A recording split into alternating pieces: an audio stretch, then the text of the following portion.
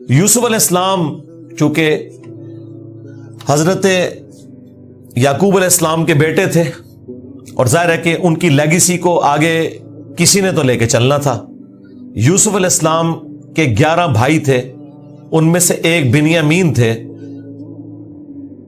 جو ایسے بھائی تھے کہ ماں اور باپ دونوں کامن تھے، اور باقی جو 10 بھائی تھے وہ دوسری والدہ سے تھے ان کے، وہ خالہ بھی لگتی تھی ان کی یوسف علیہ السلام کی، اور ظاہر ہے کہ ماں بھی تھی کیونکہ ان کے والد نے ان سے نکاح کیا ہوا تھا. 10 بیٹے اس ماں سے تھے، 2 یہ تھے، اور آپس میں ان کا ایک حسد والا معاملہ ہو گیا شیطان کی وجہ سے. ظاہر ہے کہ اب باپ کی لیگیسی کو کس نے آگے لے کے چلنا ہے؟ وہ ظاہر ہے وہ تو باپ نے تو ڈیسائیڈ ہی نہیں کرنا، وہ تو اللہ نے ڈیسائیڈ کرنا ہے. اب یوسف علیہ السلام کو اللہ تعالیٰ نے ایک خواب دکھایا، اور خواب انبیاء کے حق میں وحی الہی ہوتا ہے. بخاری مسلم میں حدیث ہے کہ خواب نبوت کا 46واں حصہ ہے.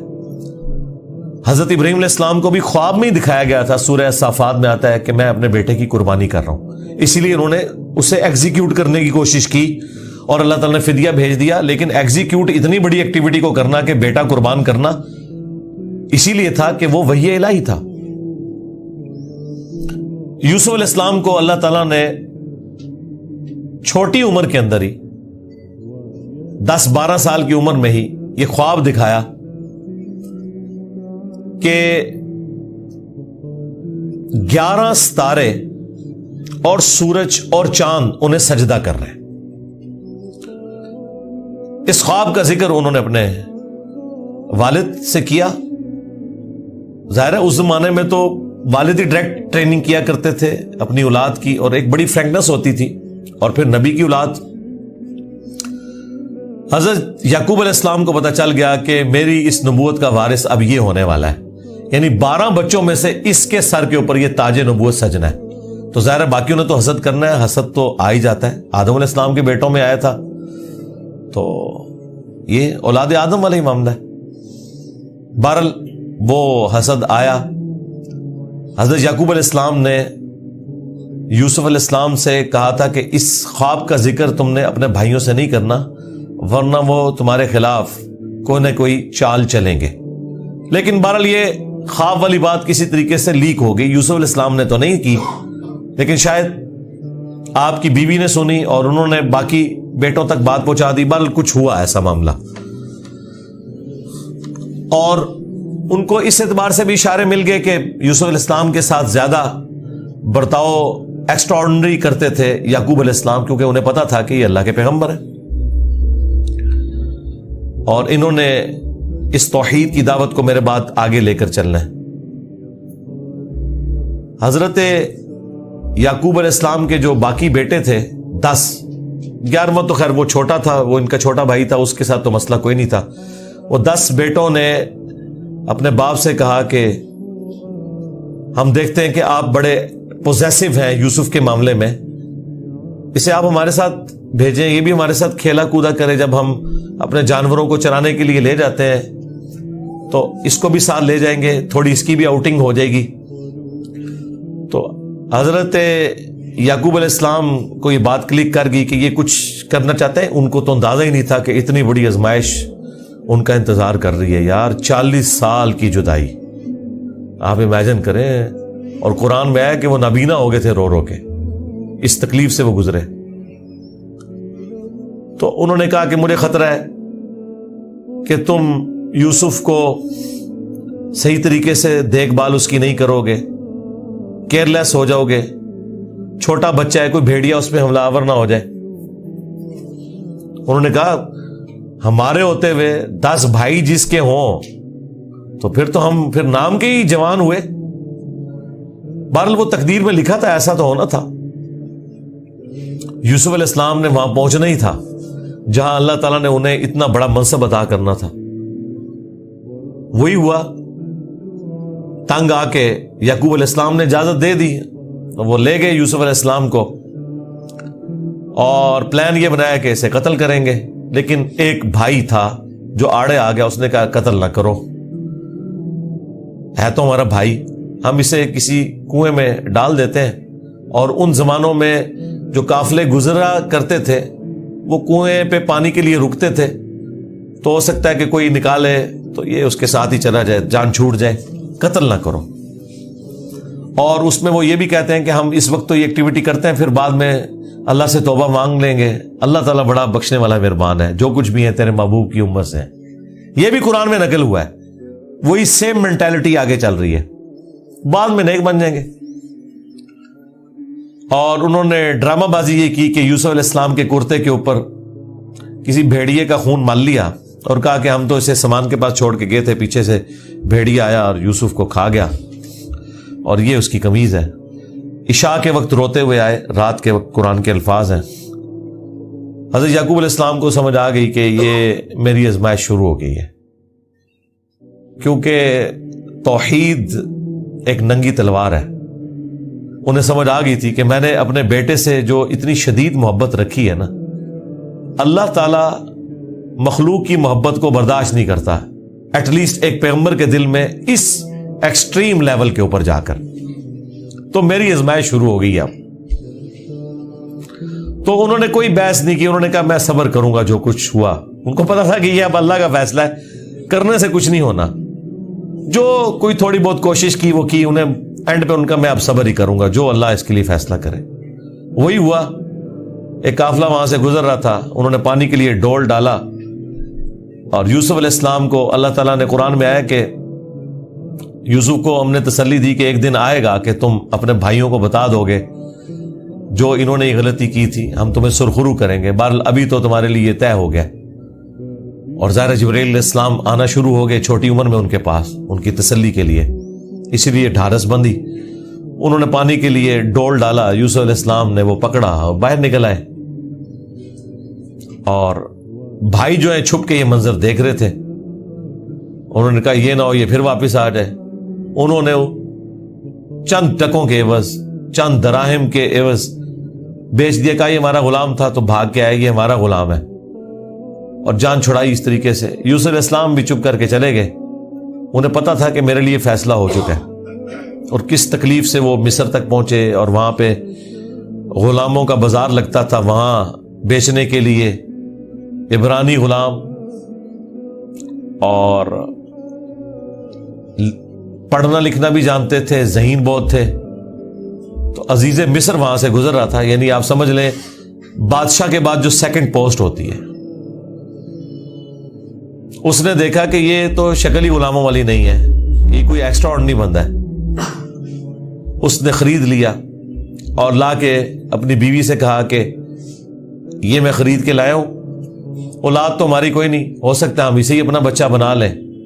اور یوں یوسف علیہ السلام کہاں دور دراز کے شام کے علاقے جو سویلائزڈ بھی نہیں تھا، بھیڑ بکریاں چرانے والے بدو لوگوں میں سے اٹھ کے اس وقت کی سب سے سویلائزڈ حکومت مصر کی، فرعونوں کی حکومت، آج تک آپ یہ اہرام مصر گیزا کے جو ہے پیرامڈز یہ دیکھ رہے ہیں، یہ ان لوگوں نے تعمیر کیے ہوئے ہیں۔ وہاں پہنچ کے، اور قرآن کے الفاظ ہیں کہ ہم نے یوں اس کے لیے معاملہ آسان کر دیا کہ وہ عزیز مصر کی تربیت میں رہے اور علم حاصل کرے۔ ظاہر ہے کہ وہ کتنی بڑی بڑی میٹنگز ہوتی ہوں گی، جس میں میٹنگ کا ارینجمنٹ کرنا، کھانے پینے کا ارینجمنٹ کرنا، اور ایک خادم کی حیثیت سے باتیں بھی سنتے ہوں گے۔ یوں اللہ تعالیٰ نے ان کی لرننگ کروائی، اور یوں وہ جوانی کی عمر کو پہنچ گئے۔ اب عزیز مصر کی جو بیوی تھی، ظاہر ہے کہ وہ ادھر کا جو ماحول تھا ایک بے حیائی کا، اس کا وہ شکار تھی۔ وہ صرف وہ نہیں تھی، باقی عورتیں بھی تھیں۔ اس کی قسمت مری ہوئی تھی اس اعتبار سے کہ آزمائش سب سے پہلے اس پہ پڑی۔ یوسف علیہ السلام کو اللہ تعالیٰ نے حسن دیا ہوا تھا، تو وہ ان پہ فریفتہ ہو گئی، اور اس نے کوشش کی کہ انہیں برائی پر آمادہ کرے۔ دروازے بند کر دیے، قرآن کے الفاظ ہیں، برائی کی طرف بلایا۔ پہلے بلایا تو کسی اور کام سے تھا، اور اللہ تعالیٰ نے قرآن میں کہا کہ اس عورت نے یوسف کا قصد کیا، یوسف بھی قصد کر لیتا اگر اپنے رب کی نشانی نہ دیکھ لیتا، برہان۔ اور وہ نشانی قرآن میں نقل نہیں ہوئی. اسرائیلی روایتوں میں ملتا ہے کہ ان کو ان کے والد یعقوب علیہ السلام کی شبیہ دکھائی گئی جو کہ یوں انگلی سے اشارہ کر رہے تھے کہ بیٹا یہ کام نہیں کرنا، اس طرف نہیں آنا. تو وہ بچ کے، ظاہر ہے اللہ نے فرمایا کہ یہ ہمارے مخلص بندے تھے، یعنی مخلص چنے ہوئے. ایک لفظ ہے مخلص جو اخلاص شو کرتا ہے، ہم مخلص ہونے کی کوشش کرتے ہیں، لیکن مخلص پیغمبر ہوتے ہیں جنہیں اللہ اپنے لیے خالص کر لیتا ہے. اللہ نے کہا ہم نے بچایا، یعنی انبیاء بھی جو بچتے ہیں نا برائیوں سے، وہ اللہ کی مدد کی وجہ سے. بہرحال اس تکلیف سے وہ گزرے. خبر لیک ہو گئی کیونکہ جب اس نے قصد کیا تو یوسف علیہ السلام بھاگے. اللہ تعالیٰ نے مرزانہ طور پر وہ دروازے کھول دیے، اور یہ سین جس طریقے سے انہوں نے فلمایا ہے پہنچا دیا جی انہوں نے اس جگہ پہ، اس فلم کے اندر ایران والوں نے.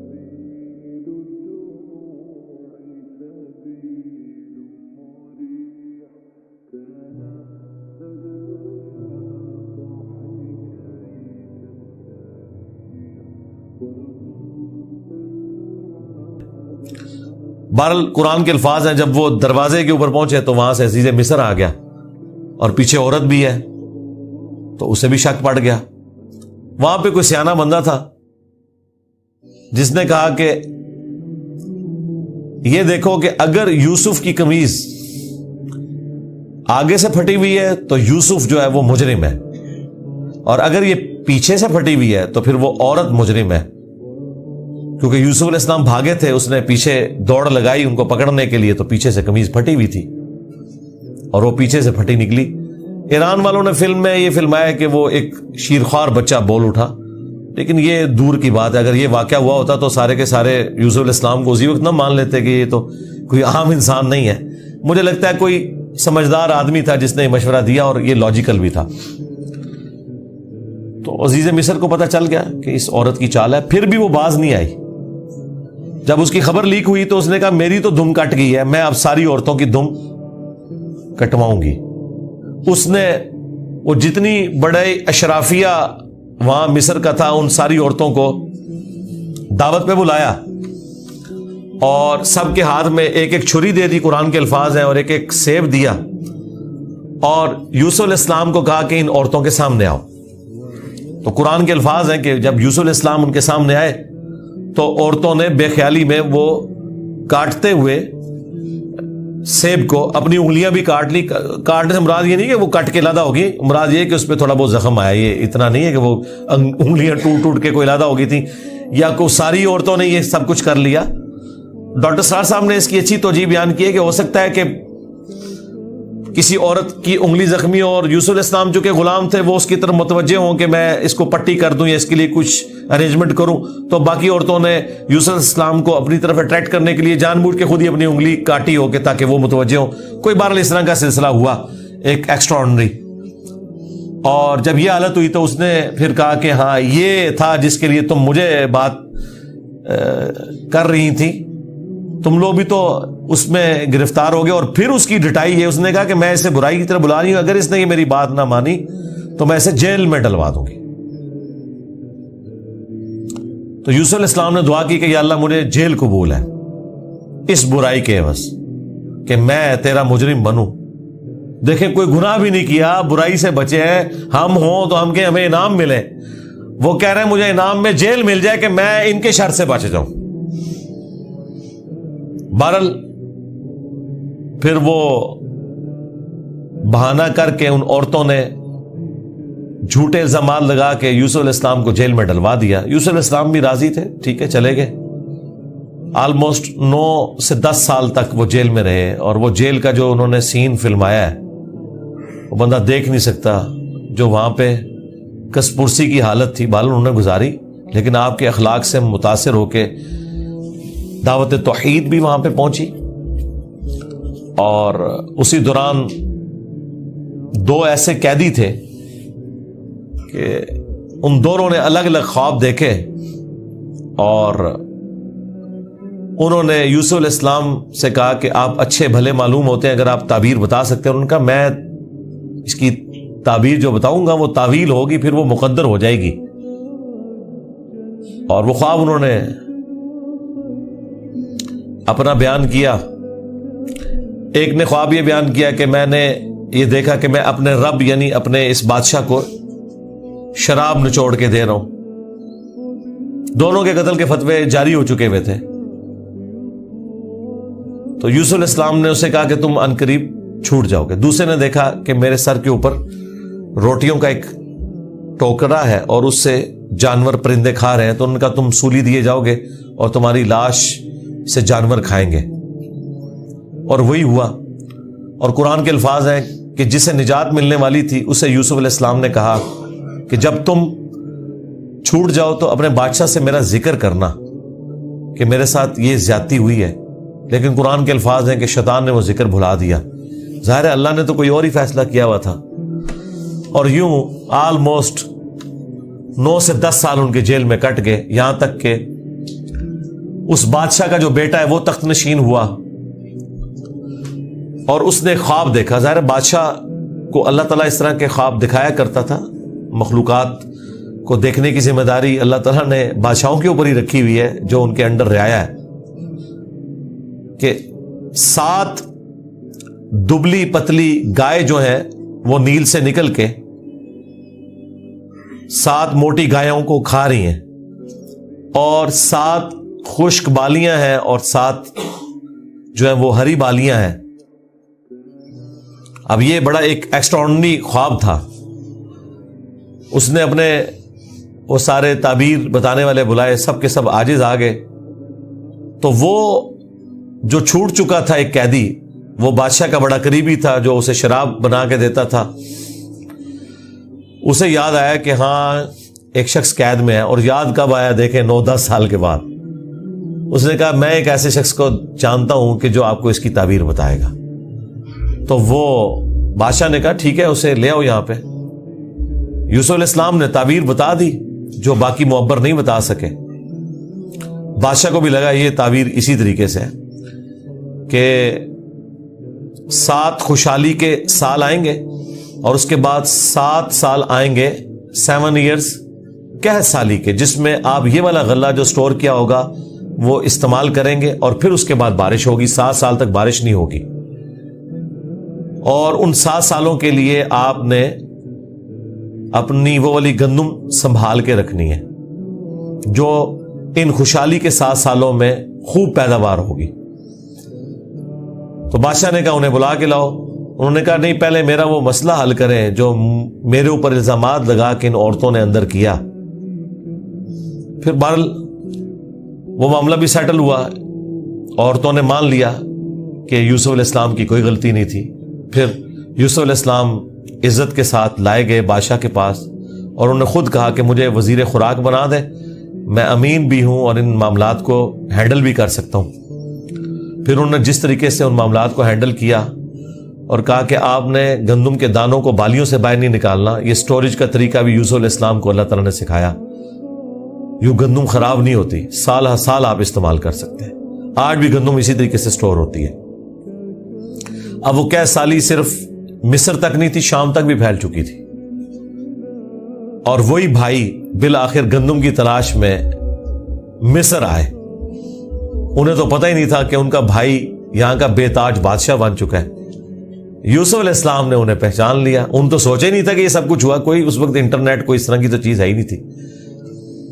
تو یوسف علیہ السلام نے انہیں غلہ دیا اونٹ بھر کے, اور جاتے ہوئے خادمین کو کہا کہ ان کی جمع پونجی بھی آپ نے ان کے اسی سامان کے اندر رکھ دینی ہے تاکہ یہ متاثر ہوں اور اگلی دفعہ پھر آئیں. اور پھر ان سے انٹرویو کیا تو انہوں نے کہا ہمارے تو اس طرح بھائی ہیں, ایک بھائی ہے وہ ہمارے والد صاحب تو اس کو اپنے سے جدا نہیں ہونے دیتے, اس کے اندر وہ اپنے اس بیٹے کو تلاش کرتے ہیں جسے بھیڑیا کھا گیا تھا, اور وہ بیٹا سامنے تھا. یوسف علیہ السلام کے بارے میں اللہ تعالیٰ فرماتا ہے کہ یوسف علیہ السلام یہ باتیں سن رہے تھے اور دل ہی دل میں کہہ رہے تھے کہ تم ظالم ہو, لیکن اللہ کی طرف سے اجازت نہیں تھی. ان کا اچھا پھر تم دیکھ رہے ہو اس بھائی کا بھی سامان میں تمہیں دیتا ہوں, اگلی بار اس بھائی کو ساتھ لے کے آؤ گے ورنہ میں تمہیں سامان نہیں دوں گا. ظاہر کسی بہانے سے تو بلانا تھا نا. اور واپس جب پہنچے انہوں نے دیکھا یہ تو اتنا فیاض بادشاہ ہے, اس نے تو ہماری وہ جمع پونجی جو بھی تھا, کوئی کاٹن لے کے گئے تھے, اس وقت تو بارٹر سسٹم ہوتا تھا نا, وہ واپس کر دی ہے. تو اپنے والد سے کہا کہ آپ اپنا وہ بیٹا بھی بھیجیں, وہ تو بڑا اچھا بادشاہ ہے. تو ان کا نا ایک دفعہ تم اسی کے بھائی کو لے گئے تھے, وہ واپس نہیں آیا, اس کو تو میں اب الگ نہیں کروں گا. ان کا ابا جی پھر بھوکے ہی مریں گے. آپ کون سے شیخ عبد القادر جیلانی ہے کہ آپ نگاہ مار کے یہ کچھ کر لیں گے؟ ہاں تو اور کیا, گندم کے لیے انبیاء, ان کی اولادیں. اور یہ تو ہمیں سکھاتے ہیں کہ جی بڑے سے بڑا غوث قطب ابدال کسی صحابی کے پاؤں کی خاک بلکہ گھوڑے کے قدموں کی خاک نہیں ہے. تو قرآن میں تو کچھ اور ہی مل رہا ہے. اب بڑی فاقے آ رہے ہیں کہ کیا کریں. ان کا ٹھیک ہے, بس دوسرا بھی اب دیتا ہوں. اور پھر اس میں انہوں نے ایک جملہ بولا کہ قریب ہے کہ اللہ تعالیٰ مجھے میرا یوسف بھی واپس کر دے. انہیں پتا چل گیا کہ ابھی بھی میری آزمائش باقی ہے. میں نے یوسف کو بنیامین میں تلاش کرنا شروع کر دیا تھا, ابھی بھی وہ والی کامل توحید جو اللہ کو ریکوائرڈ ہے نا, جو پیغمبر سے ریکوائرڈ ہے, ایکسٹرا آرڈنری, والذین آمنوا اشد حبا للہ, اس کا بھی اعلیٰ ترین درجہ. تو انہوں نے کہا بہرحال مجھ سے پکا عہد کرو کہ اس بھائی کو واپس لے کے آؤ گے یہاں تک کہ سارے قتل ہو جاؤ, پھر تو معافی ہے, ادروائز تم لوگ زندہ واپس آئے اور اس کو نہ لائے میں تمہیں معاف نہیں کروں گا. ان کا جی ابا جی عہد کرتے ہیں, جی میں فکر ہو جائیں آپ, ایسے ہی ہوگا. لے گئے. اب وہاں تو یوسف علیہ السلام نے پلان کیا تھا, جاتے ہی انہوں نے بنیامین کو تو اپنے پاس بلا کے کہا کہ میں تیرا وہ گم شدہ بھائی یوسف ہوں, بلکہ ان کی نظر میں تو وہ سمجھ لیں فوت ہی ہو چکے تھے. اور کہا کہ اپنے بھائیوں کو نہیں بتانا تم نے, میں ایک طریقے سے تمہیں یہاں روکوں گا کیونکہ بادشاہ کے قانون میں تمہیں روک نہیں سکتا. تو اس کے لیے قرآن میں الفاظ ہیں کذالک کدنا لیوسف, ہم نے یوسف کو یہ تدبیر سکھائی تھی, ایک ہیلا سکھایا کہ وہ بادشاہ کا ایک قیمتی پیالہ تھا جو بنیامین کے سامان میں انہوں نے واپسی پہ رکھوا دیا, اور جب وہ واپس جانے لگے تو پیچھے سے آواز لگائی گئی قافلے والوں تم چور ہو. اور یوسف علیہ السلام کو پتا تھا کہ بنی اسرائیل میں چوری کی سزا یہ ہے کہ وہ شخص پھر غلام بن جاتا ہے جس کی اس نے چوری کی ہوتی ہے. ان کا بتاؤ اگر کوئی چور نکلا, ان کا جی جس کے سامان میں نکلا وہ آپ رکھیں اس بندے کو. تو انہوں نے مختلف جگہ سے شروع کیا, بنیامین سے سٹارٹ نہیں کیا ورنہ تو پلان ڈسکلوز ہو جاتا. الٹیمیٹلی بنیامین کے سامان میں سے نکلا. تو انہوں نے کہا اس کا بھائی بھی اسی طرح چور تھا, اندازہ کریں ہر جگہ وہ ٹھونگ مارتے سن نال لال.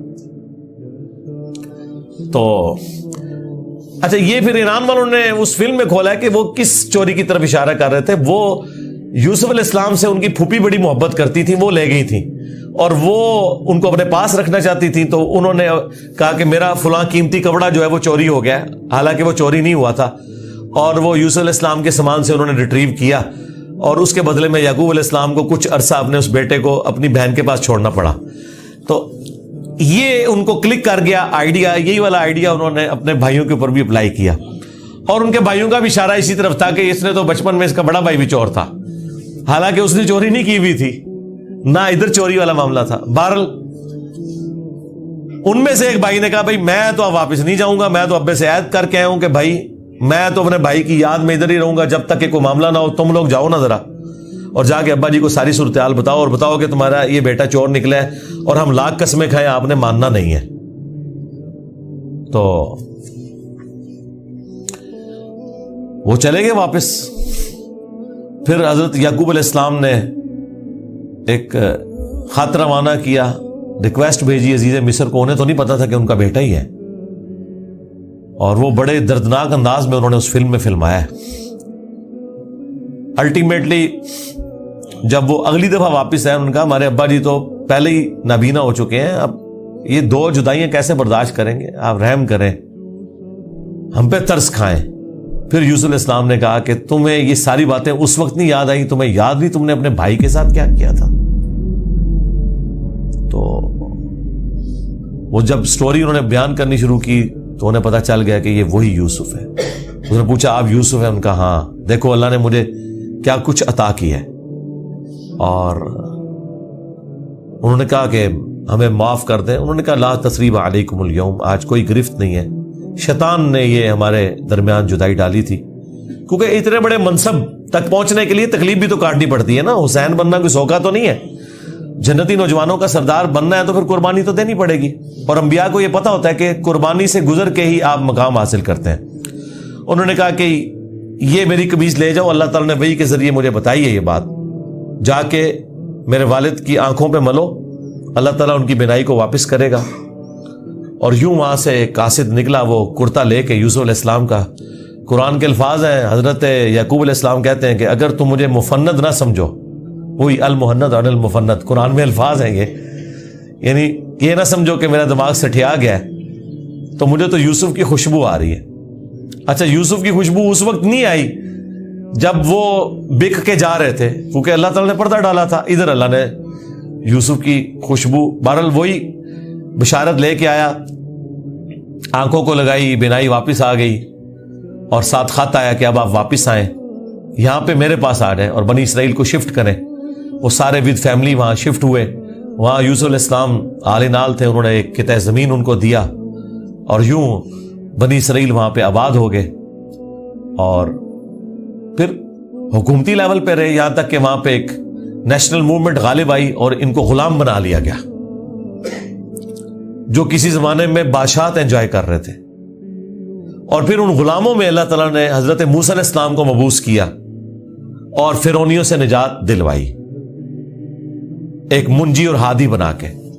اور پھر وہ جاتے ہوئے المستدل علاقے میں آتا ہے. یوسف علیہ السلام نے وصیت کی تھی کہ جب کبھی بنی اسرائیل یہاں سے شفٹ ہو تو میری لاش بھی لے جانی ہے. پھر وہ لاش بھی لے گئے، اس پہ میری تفصیلی ویڈیو ریکارڈ ہے، آپ یوٹیوب پہ دیکھ سکتے ہیں. یہ پورے کا پورا ایک معاملہ تھا. اور پھر وہ آخر میں وہی ہوا کہ سجدہ تعظیمی کیا یوسف علیہ السلام کو ان کے بھائیوں نے اور ماں باپ نے. ان زمانوں میں سجدہ تعظیمی جائز تھا، جس طرح کہ آدم علیہ السلام کو فرشتوں نے کیا. اس امت میں حرام ہو گیا. ابو داؤد میں اور ترمذی میں حدیث ہے کہ اگر میں سجدہ تعظیمی جائز سمجھتا تو بیویوں سے کہتا کہ اپنے خامدوں کو کریں اس حق کے سبب. ابو داؤد میں تو الفاظ ہیں، ایک صحابی نے حضور کو سجدہ کیا، آپ نے فرمایا سر اٹھا کیا کر رہا ہے، جب میں فوت ہو جاؤں گا تم میری قبر سے گزرو گے تو کیا مجھے سجدہ کرو گے؟ انہوں نے کہا نہیں یا رسول اللہ. فرمایا مجھے کیوں سجدہ کر رہے ہو؟ اگر میں سجدہ جائز سمجھتا تو بیویوں سے کہتا کہ اپنے خامدوں کو کریں. اور یہ سجدہ تعظیمی، سجدہ عبادت ہمیشہ سے اللہ کے لیے رہا ہے. جبرائیل علیہ السلام نے حضرت آدم کو سجدہ عبادت نہیں کیا، سجدہ تعظیمی تھا. ان زمانوں میں ٹو باؤ ڈاؤن بھی ہوتا تھا، جھکا بھی جاتا تھا. ہمارے نبی علیہ السلام پر اللہ تعالیٰ نے جو ختم نبوت فرمائی تو توحید بھی ایسی کامل کی ہے کہ اب یہ سب کے سب معاملات ختم. ختم نبوت کی برکت سے کشف، الہام، یہ سب کچھ ختم غیر نبی کے اوپر، سوائے بخاری مسلم میں مبشرات، وہ بھی خواب. وہ اللہ کی طرف سے بھی ہو سکتے ہیں، شیطان کی طرف سے بھی ہو سکتے ہیں، نفس کی طرف سے. وہ تو وقت پورا ہوگا تو پتہ چلے گا یہ سچا ہے یا جھوٹا ہے. باقی نبی علیہ السلام نے کہا اب یہ نبوت کی خبریں ختم ہو چکی. اگلے زمانوں میں یہ ہوتا تھا، اللہ تعالیٰ غیبی خبریں دیا کرتا تھا غیر انبیاء کو بھی. اور اگلے زمانوں میں یہ بھی تھا کہ سجدہ تعظیمی ہوتا تھا. اللہ تعالیٰ نے توحید بھی اس امت میں کامل کی کہ سجدہ تعظیمی بھی حرام کر دیا، اور اب کسی کے لیے سجدہ نہیں ہے. بل وہ سجدہ کیا تو حضرت یوسف علیہ السلام نے کہا ابا جان یہ دیکھ لیں، یہ تعبیر ہے میرے اس خواب کی جو میں نے وہ بچپن میں دیکھا تھا. سرکار وہ خواب جڑا دیکھا ہے وہ تعبیر ہوندے اس کا مزہ لوٹنے کے لیے 40 سال کی مشقت، جدائی، وہ بڑی تکلیف دہ چیز ہے. وہ جو آخری سین انہوں نے فلمائے ہیں نا، یعقوب علیہ السلام اور یوسف علیہ السلام کی جو ملاقات والا سین ہے، وہ بندہ دیکھ نہیں سکتا. اس زمانے میں انہوں نے پہنچا دیا جی.